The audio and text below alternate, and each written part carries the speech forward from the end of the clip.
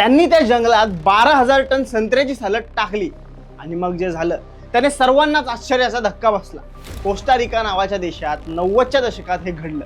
लोकांनी ज्याला प्रदूषण समजून विरोध केला, केस केली आणि जो प्रोजेक्ट बंद पाडला, त्याच कचऱ्याने 16 वर्षांनंतर असं काही चमत्कार केला की बघणारे बघतच राहिले। काय होता तो चमत्कार? इतकी संत्र्याची सालं जंगलात टाकल्यानंतर काय झालं हे जाणून घेऊया या व्हिडिओच्या माध्यमातून। नमस्कार, तुम्ही पाहताय गाजावाजा।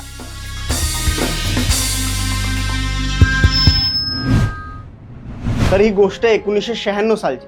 कोस्टारिका मधलं एरिया डी कन्झर्वेशन ग्वानाकास्टे हे नॅशनल पार्क तसं खूप मोठं, पण यातला एक भाग पार ओसाड झाला होता। जुन्या काळात तिथं गुरंढोरं खूप चारली गेल्यामुळे तिथली माती आपली ताकद हरवून बसली होती। जमीन इतकी कडक आणि बंजर झाली होती की तिथं साधं गवतही उगवत नव्हतं। आता एवढ्या मोठ्या जमिनीवर पुन्हा जंगल उभं करणं म्हणजे करोडो रुपयांचा खर्च आणि आतोनात मेहनत। तेव्हा तिथे एंट्री झाली दोन माणसांची, डॅनियल जॅन्सन आणि विनी हॉलवॉक्स। या जोडीला हे पार्क पुन्हा हिरवगार करायचं होतं, पण खिशात जास्त बजेट नव्हतं। तेवढ्यात त्यांना एक भन्नाट आयडिया सुचली। पार्कच्या शेजारीच डेल ओरो नावाची संत्र्याचा ज्यूस बनवणारी कंपनी होती। ज्यूस काढल्यावर त्यांच्याकडे हजारो टन संत्र्याची सालं उरायची। कंपनीला हा कचरा फेकायचा कुठे हा मोठा प्रश्न होता। या जोडीने कंपनीला एक ऑफर दिली, तुमचा हा कचरा आम्हाला द्या, आम्ही तो आमच्या ओसाड जमिनीवर टाकतो।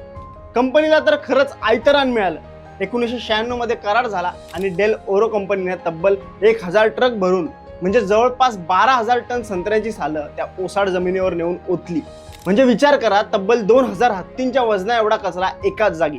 आता जेव्हा संत्र्यांच्या सालींचा डोंगर तिथे उभा राहिला तेव्हा काय झालं असेल? सगळीकडे घाण वास सुटला, माशा घोंगावू लागल्या आणि तो कचरा सडू लागला। आजूबाजूच्या शेतकऱ्यांना आणि लोकांना वाटलं हे तर सरळ सरळ प्रदूषण आहे। मजेची गोष्ट म्हणजे डेल ओरोची सर्वात मोठी कॉम्पिटिशन असलेली कंपनी टिको फ्रूट हिने थेट कोर्टात केस ठोकली। त्यांना वाटलं डेल ओरो कचरा फ्रीमध्ये विल्हेवाट लावून पैसे वाचवते। कोर्टात केस सुरू झाली आणि या कचरा टाकण्याला लोकांचा विरोध सुद्धा होता। तेव्हा कोर्टाने लोकांचा विरोध पाहून 1998 मध्ये हा प्रोजेक्ट बंद पाडण्याचा आदेश दिला।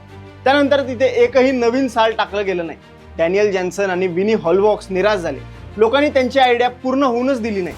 त्यानंतर पुढची 15 वर्ष त्या जमिनीकडे कोणी ढुंकूनही पाहिलं नाही। पण 2013 मध्ये प्रिन्स्टन युनिव्हर्सिटीचा एक तरुण शास्त्रज्ञ टिमोथी टूअर याला या प्रयोगाबद्दल वाचायला मिळालं। त्याला वाटलं बघू तरी खरं तिथे आता काय। तो जेव्हा जुन्या टीमला घेऊन ती जागा शोधायला निघाला तेव्हा त्यांना ती जागाच सापडत नव्हती। का माहितीये?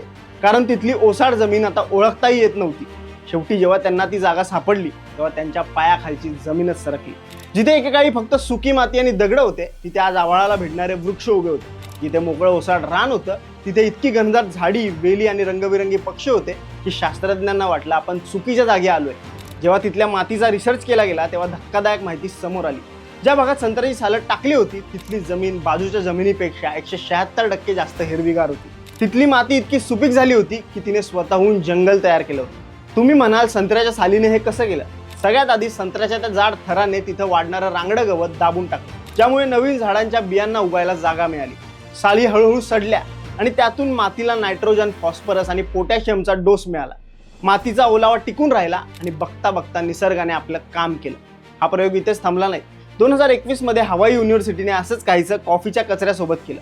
त्यांनी ओसाड जमिनीवर कॉफीचा कचरा टाकला आणि फक्त 2 वर्षात तिथे झाडांची संख्या 80% वाढली। 15 वर्षांपूर्वी लोक ज्याला कचरा समजत होते ते त्या जमिनीसाठी सोनं निघालं। तुम्हाला ही माहिती कशी वाटली आम्हाला कमेंट्समध्ये नक्की सांगा आणि अशाच रंजक गोष्टी जाणून घेण्यासाठी गाजावाजाला लाईक, शेअर, फॉलो आणि सबस्क्राईब करायला विसरू नका।